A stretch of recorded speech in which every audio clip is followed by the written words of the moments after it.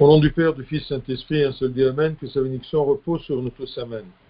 Alors aujourd'hui, on va étudier ensemble deuxième chapitre de la première épître de Saint Pierre. 1 Pierre, chapitre 2, du verset 1 au verset 10. Rejetons donc toute malice et toute ruse, la dissimulation, l'envie et toute médisance. Désirez, comme des enfants nouveau-nés, le lait spirituel et pur, afin que par lui vous croissiez pour le salut. Si vous avez goûté le Seigneur est bon, approchez-vous de lui, pierre vivante, rejetée par les hommes, mais choisie et précieuse devant Dieu. Et vous-même, comme des pierres vivantes, édifiez-vous pour former une maison spirituelle, un saint sacerdoce, afin d'offrir des victimes spirituelles agréables à Dieu par Jésus-Christ. Car il est dit dans l'Écriture, « Voici, je mets en Sion une pierre angulaire, choisie, précieuse, et celui qui croit en elle ne sera point confus. » L'honneur est donc pour vous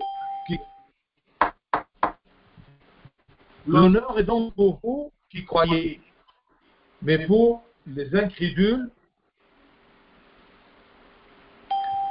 أبونا ديمتريوس اسمعك ايه في الميكروفون لو سمحت؟ مفهوم. لا يا ابونا انا سامعك يا حبيبي. انا سامعك. كده قفلت. Car il est dit dans l'Écriture, voici je mets en Sion une pierre angulaire, choisie, précieuse, et celui qui croit en elle ne sera point confus. L'honneur est donc pour vous qui croyez, mais pour les incrédules, la pierre qu'ont rejeté ceux qui bâtissaient est devenue la principale de l'angle, et une pierre d'achoppement et un rocher de scandale. Ils s'y heurtent pour n'avoir pas cru à la parole, et c'est à cela qu'ils sont destinés. Vous, au contraire, vous êtes une race élue, un sacerdoce royal, une nation sainte, un peuple acquis, afin que vous annonciez les vertus de celui qui vous a appelé des ténèbres à son admirable lumière. Vous qui autrefois n'étiez pas un peuple et qui maintenant êtes le peuple de Dieu. Vous qui n'aviez pas obtenu miséricorde et qui maintenant avez obtenu miséricorde. Gloire à toi éternellement. Gloire à toi Dieu éternellement. Amen.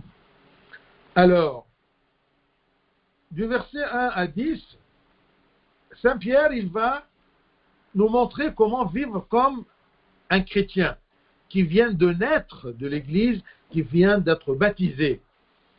Il nous considère comme des nouveau-nés. Alors, il commence le verset 1 en disant « Rejetons donc toute malice, toute ruse, la dissimulation, l'envie et toute médisance. Par le baptême, nous devenons enfants de Dieu. Et dans notre nouvelle vie, nous devons nous débarrasser par le repentir de tous les péchés, comme ceux qu'il a cités. Toute malice, c'est-à-dire toute infidélité. On doit être fidèle à Dieu. Es-tu fidèle à Dieu? Toute ruse, c'est-à-dire toute tromperie. On ne doit pas ni se tromper, ni tromper les autres, ni tromper le Christ, entre guillemets, on ne peut pas le tromper. Mais on doit se débarrasser de toute malice et toute ruse, de toute dissimulation. La dissimulation, c'est-à-dire l'hypocrisie, montrer autre chose que je suis. L'envie, le souhait de l'échec des autres, les mauvaises envies qui m'éloignent de Dieu, qui me rendent infidèle à Dieu. Toute médisance, la médisance, c'est la colère accompagnée d'insultes. La médisance, c'est dire du mal de quelqu'un. Celui qui est né de Dieu, celui qui est baptisé, il doit éviter toutes ces choses-là. Et s'il est atteint par une de ces choses-là, on doit se repentir. Rejetons donc. C'est comme vous rejetez quelque chose. Débarrassez-vous de toute malice, de toute ruse, la dissimulation, l'envie et toute médisance.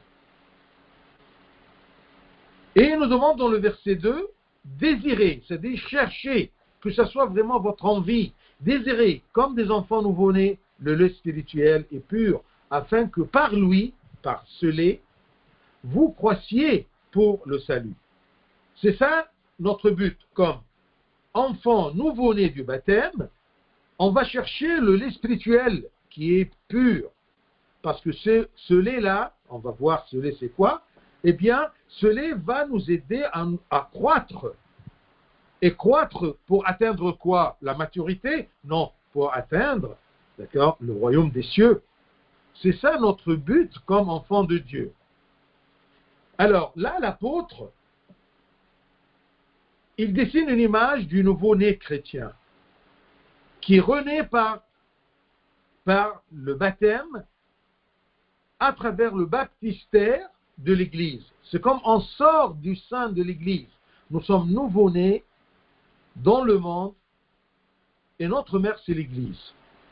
Ce chrétien qui est spirituellement un nouveau-né, parce que nous ne sommes pas nouveau-nés selon la chair, non, nous sommes nouveau-nés spirituellement.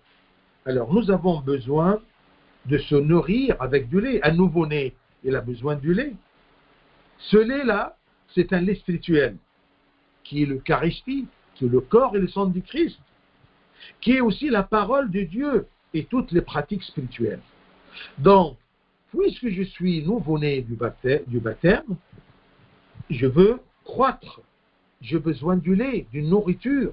Et cette nourriture, parce que ma croissance est spirituelle, ça doit être un lait spirituel, une nourriture spirituelle, qui se consiste de l'Eucharistie, la communion et la préparation pour l'Eucharistie, et aussi ce qui me fait croître pour le royaume des cieux, pour croître mon niveau spirituel, eh bien c'est la parole de Dieu, l'enseignement de Dieu, et aussi toutes les pratiques spirituelles, comme le jeûne, comme la prière, comme les métanies, comme chercher dans la parole de Dieu pour se nourrir de la parole de Dieu. C'est mon pain spirituel, c'est mon lait spirituel dont j'ai besoin étant un nouveau-né. Ces nouveau-nés en Christ ont soif de lait pur. Ils ont soif de leur mère, l'Église. Eh bien, on doit se rapprocher de notre mère, l'Église, pour se nourrir de ce lait spirituel et pur. Cet enseignement-là. Et le nouveau-né, ils se nourrissent des saints sacrements, des enseignements de la Bible, des sermons qu'on écoute. Tout ça, c'est un genre de lait. Des prières et tout ce qui est spirituel pour grandir, pour leur croissance en Christ. Nous avons besoin de ceci. Mais cherchez ce lait-là, que ce soit un désir pour vous de chercher ce lait spirituel pur qui nous aide à croître en Christ pour atteindre le salut, pour atteindre le royaume des cieux. Versets 3 et 4. Si vous avez goûté que le Seigneur est bon, approchez-vous de lui, parce qu'il est une pierre vivante, rejetée par les hommes, mais choisie précieusement devant Dieu. Regardez, si vous avez goûté que le Seigneur est bon, si vous, signifie ici, non pas un doute, si vous, non, mais tout simplement une affirmation. Si vous avez goûté que le Seigneur est bon, si vous avez su que le Seigneur est bon, eh bien, approchez-vous de lui. Comment puis-je me rapprocher de Dieu? Que se rapprocher de son corps et de son sang? Par la prière, par les sacrements, par le lait spirituel. Parce que vous avez goûté le lait de l'Église mère et vous avez expérimenté la douceur de la communion avec le bon Seigneur, à qui vous vous rapprochez par les prières et l'adoration et par la communion au Saint-Sacrement, vous le verrez, vous allez sentir, vous allez concevoir que c'est une pierre vivante sur laquelle repose toute votre vie. C'est comme si votre vie, c'est un édifice spirituel, et veut se baser sur une pierre principale, une pierre de fondement, ce qu'on appelle une pierre angulaire, une pierre importante dans l'édifice de ma vie.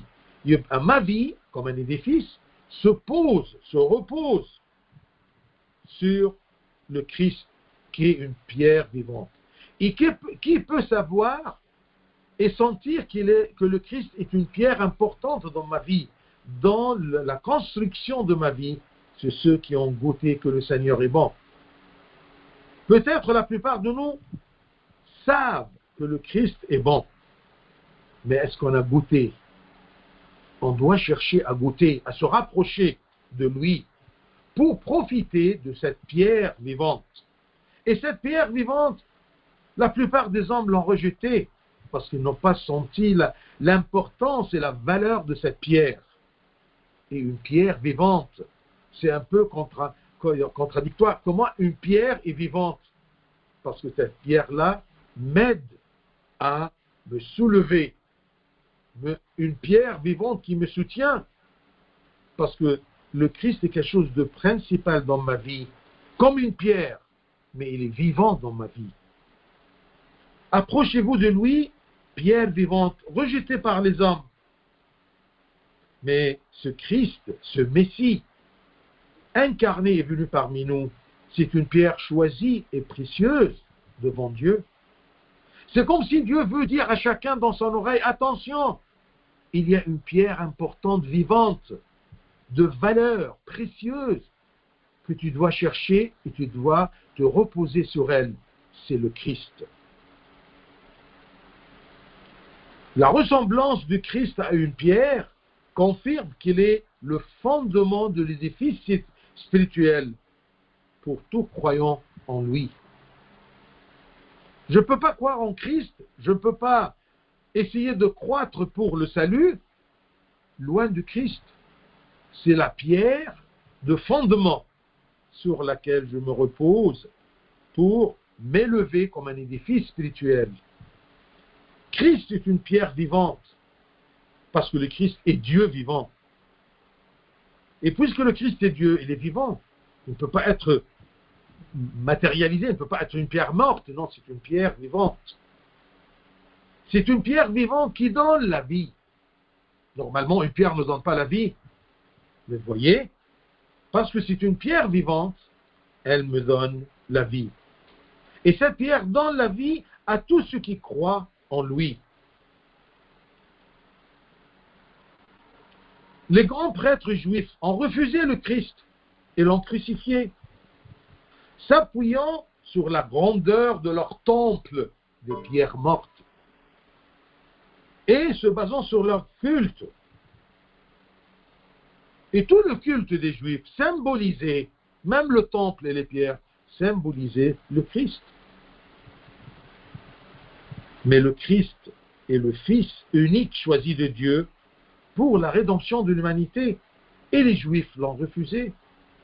On ne doit pas être comme ces hommes qui ont refusé le Christ. Ils ont cherché des pierres mortes, les pierres du temple. Mais le temple symbolisait les vraies pierres ou la vraie pierre vivante qui était le Christ.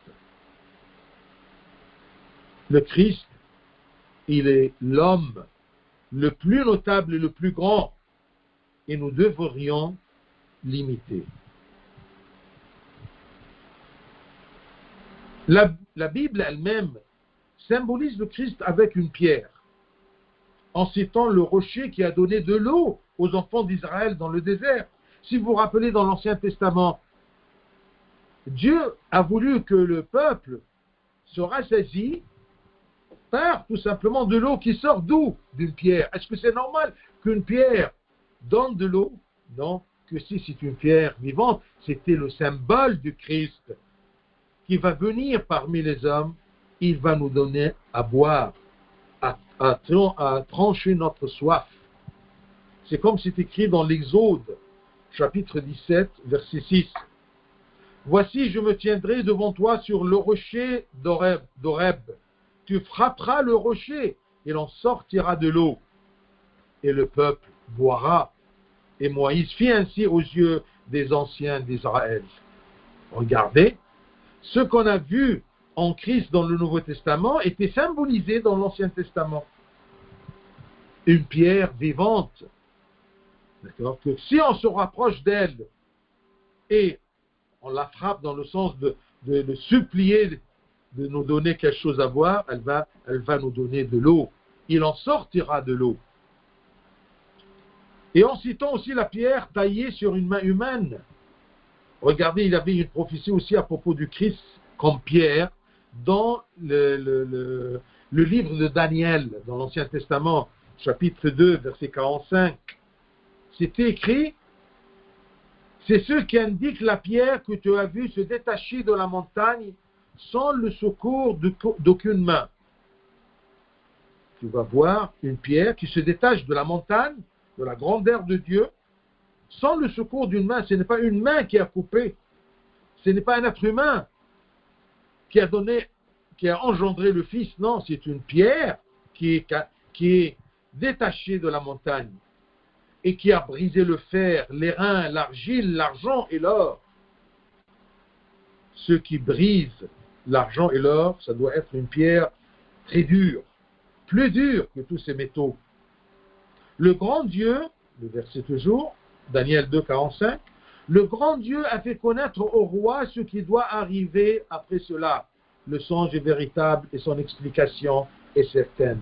Regardez, Dieu le Père, dès le commencement dans l'Ancien Testament, il manifestait l'arrivée de son Fils unique, le Jésus-Christ, comme une pierre détachée de la montagne. Et ceci était sous forme de songe ou de rêve, d'accord, que les gens et les rois voyaient et songeaient de cette réalité qui va se manifester, va se réaliser dans le Nouveau Testament. Et dès l'Ancien Testament, on sait bien que le Christ est une pierre détachée de la grande montagne, sans le secours d'aucune main. Et cette pierre-là, qui est le Christ, est une pierre vivante qui va nous donner l'eau pour vivre, parce que l'eau est le symbole de la vie, de la vie. Donc le Christ comme pierre vivante, elle me donne la vie. Et aussi dans l'Ancien Testament, la parole de Dieu a cité la pierre de secours que Samuel a placée dans 1 Samuel 7, 12. C'est écrit comme prophétie qui pointe le Christ.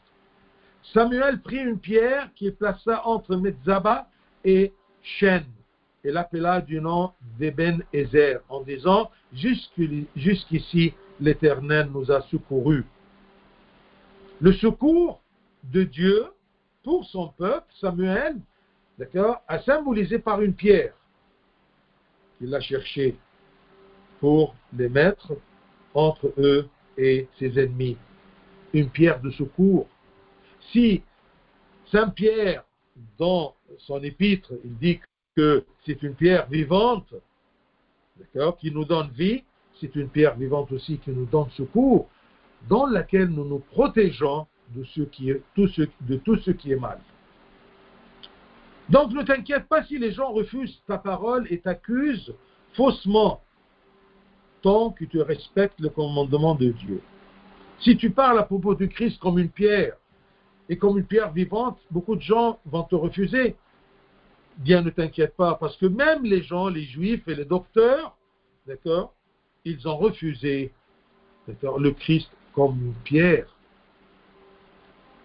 Et c'est écrit dans Matthieu, selon Matthieu chapitre 5, verset 11, c'est écrit, je cite, « Heureux serez-vous lorsqu'on vous outragera, qu'on vous persécutera, et qu'on dira faussement de vous toutes sortes de mal à cause de moi. » Matthieu 5, 11.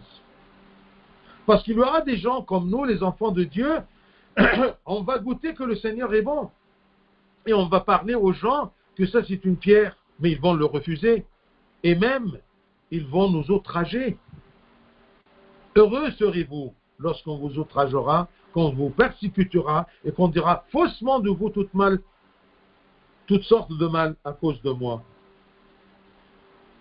Si nous sommes près de la pierre vivante, si nous sommes basés sur la pierre vivante, et les gens se moquent de nous, heureux serez-vous.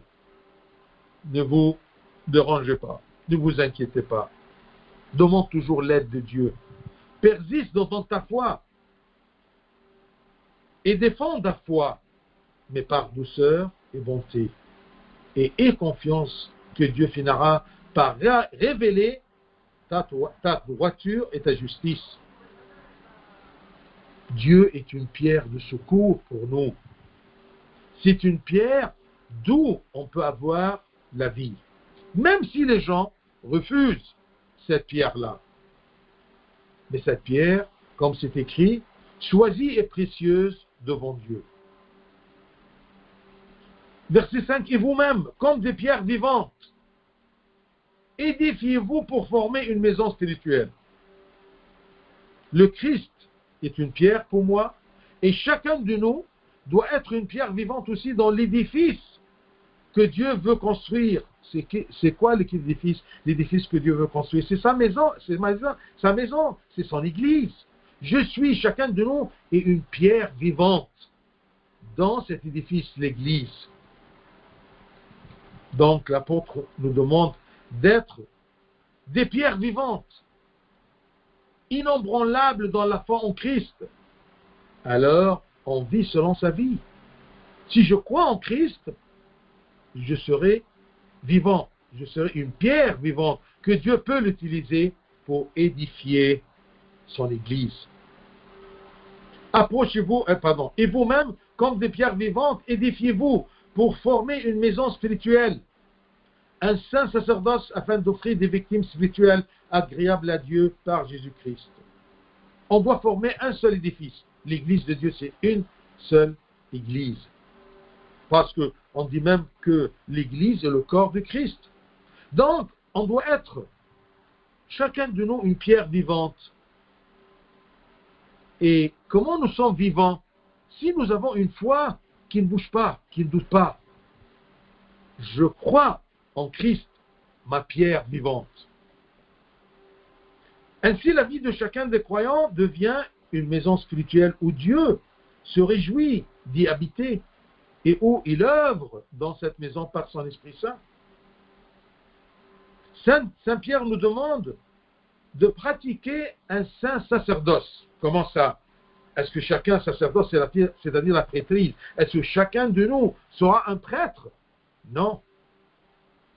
Attention, parce qu'il y a deux genres de sacerdoce. Un sacerdoce, une prêtrise générale. Qu'est-ce qu'il fait un prêtre? Il présente un sacrifice à Dieu. Toi, chaque chose que tu présentes à Dieu, tu es considéré comme un prêtre, comme un sacerdoce, mais un sacerdoce général. Tu présentes un sacrifice de prière, un sacrifice de jeûne, un sacrifice de vertu, d'accord, de repentir, tout ce que tu présentes à Dieu. Puisque tu présentes, tu es un prêtre, tu es un sacerdoce, mais sacerdoce général. Pas le sacerdoce privé. Ce sont les hommes de l'Église qui célèbrent les saints sacrements, le baptême, la communion et tout ça. Tu ne peux pas célébrer ça. Alors comment Saint Pierre nous dit que vous devez édifiez-vous pour former une maison spirituelle, pour former un saint sacerdoce? Oui, mais comme tu as un rôle dans cet édifice, dans cette église, un rôle de présenter des sacrifices à Dieu, mais pas des sacrifices sacramentaux, mais des sacrifices de pratique spirituelle. Tu es un genre de sacerdoce, ce qu'on appelle le sacerdoce général. Donc, il y a le sacerdoce général, il y a le sacerdoce privé. Moi, je suis évêque. Abouna, il est un prêtre. Nous sommes un sacerdoce privé. Mais il y a le sacerdoce que tous peuvent pratiquer, c'est de présenter à Dieu des sacrifices spirituels, comme la prière, le jeûne, le repentir, tout ceci. Il nous demande aussi, dans ce verset 5, il nous demande de présenter des sacrifices agréables à Dieu, puisque nous sommes des prêtres selon le sacerdoce général. Il nous demande de présenter des sacrifices agréables à Dieu. comme l'humilité, le repentir des péchés, le refus de l'égoïsme, l'effort dans le culte, la fatigue dans le service de l'Église. Tout ça, ce sont des sacrifices. Donc, c'est un genre de sacerdoce, mais général. Tous les gens sont demandés de le pratiquer. Pas le sacerdoce privé des prêtres et des hommes de l'Église qui présentent des sacrifices sacramentaux, c'est-à-dire à travers les sacrements. Tout ce qu'on présente comme sacrifice à Dieu est basé sur le Christ. Et c'est par le Christ pour plaire à Dieu. Tout ce qui est à travers le Christ, Dieu l'accepte. Tout ce qui est au nom du Christ, je présente de la prière, je présente de repentir par amour au Christ. C'est pour cela que Dieu l'accepte. Et vous-même, comme des pierres vivantes, édifiez-vous pour former une maison spirituelle, un saint sacerdoce, afin d'offrir des victimes spirituelles. Victimes ici dans le sens de sacrifice. Parce que dans le temps, c'était des victimes, dans la mentalité juive, eh bien les sacrifices étaient toujours des sacrifices animaux. Alors, mais aujourd'hui, tu ne vas pas présenter des sacrifices animaux, mais des sacrifices spirituels. Prière, jeûne, lecture dans la Bible, d'accord, repentir. Alors, ces sacrifices-là spirituels sont agréables à Dieu par Jésus-Christ. C'est très important que ça soit à travers le Christ qui nous a appris à être, d'accord, des enfants de Dieu, des pierres vivantes pour édifier la maison spirituelle. Verset 6. Car il est dit dans l'Écriture, voici je mets en Sion une pierre angulaire, choisie, précieuse, et celui qui croit en elle ne sera point confus. Ici, il précise encore une fois, dans l'Ancien Testament, Dieu a annoncé sur la bouche de ses prophètes qu'il sortira des Juifs un Messie qui sauverait le monde. Ce n'est pas quelque chose de nouveau, c'est quelque chose qui est planifié de Dieu dès l'Ancien Testament. Et bien, dès l'Ancien Testament, Dieu a annoncé sur la bouche des prophètes qu'il sortira des Juifs un Messie qui sauverait le monde et qui était comparé à une pierre angulaire. La pierre angulaire, dans les murs, c'est une pierre très importante. Et normalement, c'est elle qui joint entre deux murs. C'est la pierre angulaire. Un édifice se compose des murs, d'accord? Eh bien, non pas des murs parallèles, mais des murs qui sont attachés l'une à l'autre. Eh bien, sont attachés par ce qu'on appelle, d'accord, une pierre angulaire, une pierre très importante. Sans elle, on ne peut pas faire monter un édifice. Et la pierre angulaire, normalement, elle devait être très dure pour supporter, de tenir les deux murs. Vous voyez? Donc, ce Messie est le fondement de l'édifice, de l'édifice de l'Église. Il est choisi par Dieu pour racheter les hommes, pour racheter l'humanité. Il est honorable parce qu'il est le Fils unique. Et quiconque croit en lui sera sauvé, sera monté comme un édifice spirituel dur où Dieu peut y habiter. Comme c'est écrit dans Ézéchiel, chapitre 28, 16. Regardez, ici Saint Pierre nous dit que notre foi en Christ, pierre angulaire, ce n'est pas quelque chose de nouveau, mais ça vient de très loin, de l'Ancien Testament, des prophéties. C'est écrit, selon le prophète de Ézéchiel 28, 16, « C'est pourquoi ainsi parle le Seigneur l'Éternel. Voici, j'ai mis pour fondement en Sion une pierre. » Est-ce que Dieu va mettre une pierre? Non, c'était un symbole du Christ. Fondement en Sion, une pierre éprouvée, une pierre angulaire de prix, solidement posée. Celui qui la prendra pour appui n'aura point hâte de fuir. Je dois prendre le Christ comme un appui. Et cet appui-là, celui qui prendra pour appui cette pierre solide, précieuse, angulaire, n'aura point hâte de fuir. Il ne va pas chercher à fuir parce qu'il est protégé. Quand je suis protégé derrière une pierre solide et dur. Je ne peux pas chercher à me fuir. Je suis protégé par cette pierre. Quiconque vit toute la vie en Christ, si quelqu'un, toute sa vie, il essaie toujours d'être sur cette pierre-là, ou proche de cette pierre-là, ou en cette pierre vivante, eh bien, il va vaincre Satan.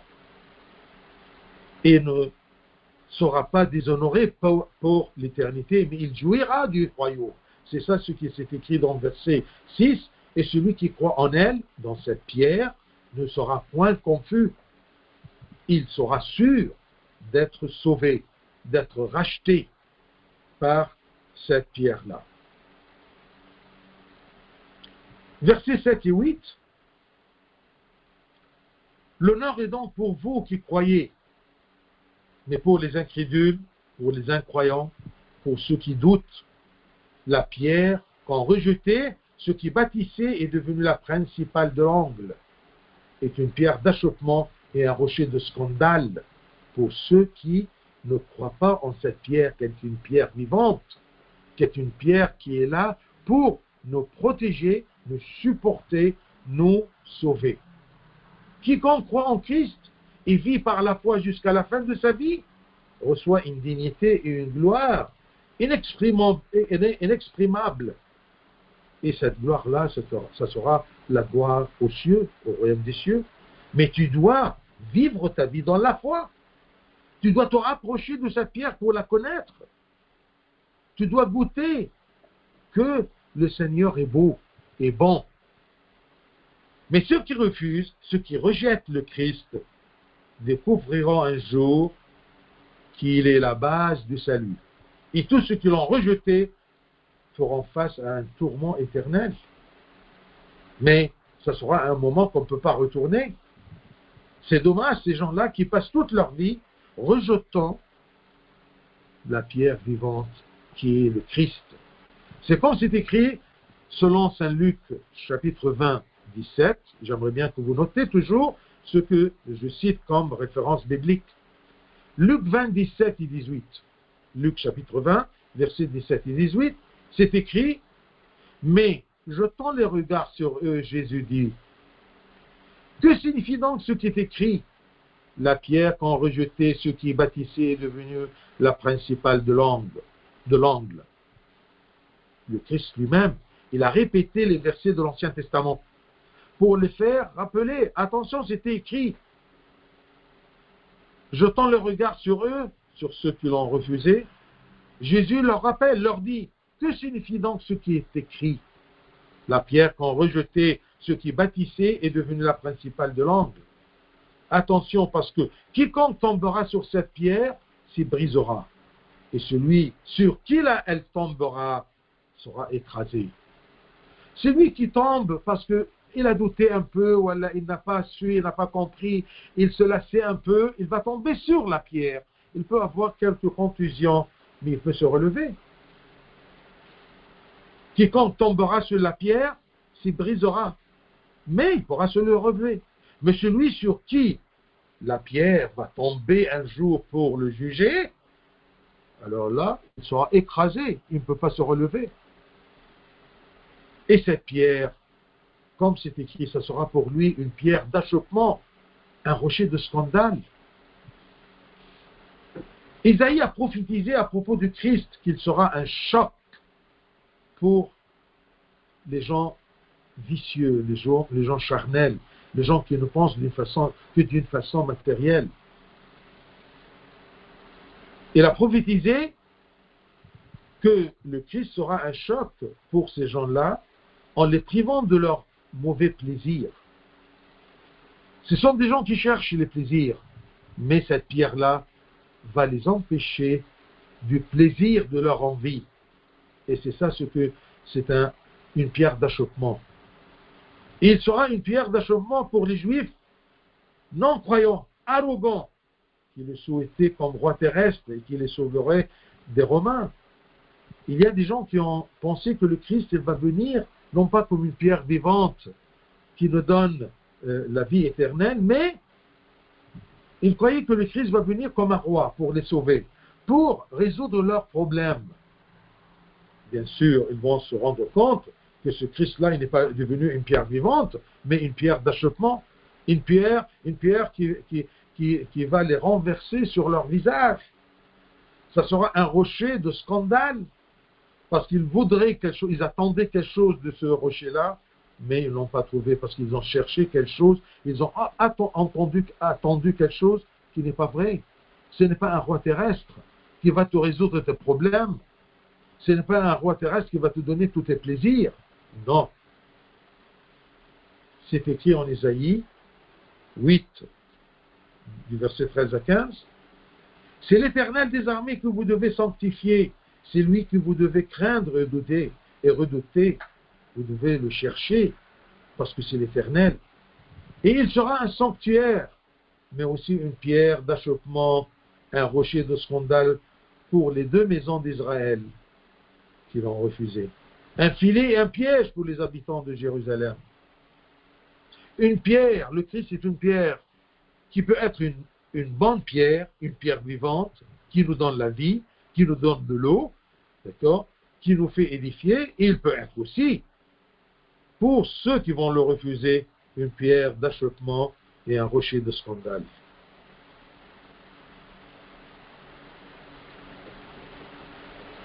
Verset 9. Après avoir parlé de ceux qui rejettent la foi, il parle des croyants et les appelle ainsi race élue, sacerdoce royal, sacerdoce général royal. Regardez, verset 9. Vous qui croyez, au contraire, vous êtes une race élue, choisie par Dieu, par sa préscience, un sacerdoce royal, une nation sainte, un peuple acquis par le Christ, racheté par le Christ, afin que vous annonciez les vertus de celui qui vous a appelé des ténèbres à son admirable lumière. Quand on suit et on cherche le Christ, nous sommes des gens que le Christ a fait changer notre position des ténèbres à la lumière, parce qu'il est la lumière du monde. Afin que vous annonciez les vertus de celui qui vous a appelé les ténèbres, pour être témoin de Dieu. Comment puis-je être témoin de Christ si je n'ai pas profité de cette pierre vivante?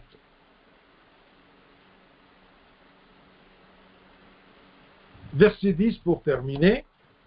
Vous qui autrefois n'étiez pas un peuple, qui maintenant est le peuple de Dieu. Vous qui n'aviez pas obtenu miséricorde et qui maintenant avez obtenu miséricorde. Il s'adresse aux Juifs que dans le temps n'étaient pas le peuple de Dieu à cause de leurs péchés, même s'ils croyaient qu'il était peuple de Dieu.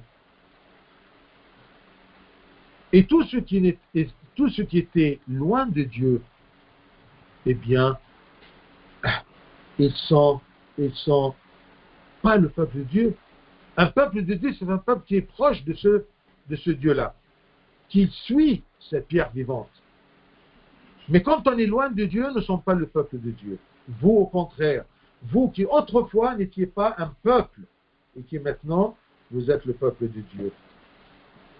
Si même dans ta vie, à un moment tu étais loin de Dieu, et tu n'étais pas parmi le peuple de Dieu, tu dois maintenant être un membre du peuple de Dieu, une pierre vivante pour édifier l'Église. L'Église de Dieu est composée de plusieurs pierres vivantes. Nous sommes ces pierres vivantes. Les gens qui étaient loin de Dieu, par leur foi et leur repentir, ils ont reçu la miséricorde de Dieu et le salut de Dieu à travers les saints sacrements et les bénédictions illimitées qui nous attendent au ciel. Si vous étiez à un moment pas le peuple de Dieu, maintenant vous êtes le peuple de Dieu, par le baptême, par les sacrements. Alors profitez-en et persistez près de cette pierre, près de ce rocher qui peut nous protéger.